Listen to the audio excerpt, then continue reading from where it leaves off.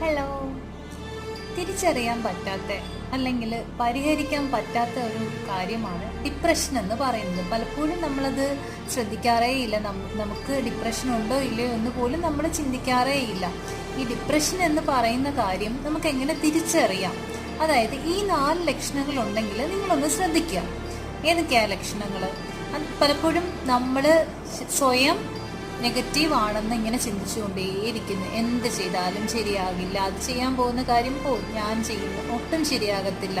പിന്നെ ഇനി എല്ലാത്തിനും കാരണം നമ്മളാണെന്നൊരു തോന്നൽ, ജീവിതത്തിൽ നമ്മളെപ്പോഴും ഒറ്റയ്ക്കാണെന്നൊരു തോന്നൽ, നമ്മളെ ആരും ഹെൽപ്പ് ചെയ്യാനില്ല, നമ്മളെ ആരും കെയർ ചെയ്യാനില്ല, അങ്ങനെയൊക്കെ ഉള്ളൊരു തോന്നൽ.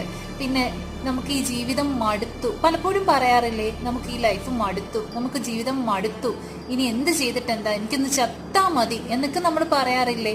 അതൊക്കെ ശരിക്കും ഡിപ്രഷന്റെ ഭാഗം.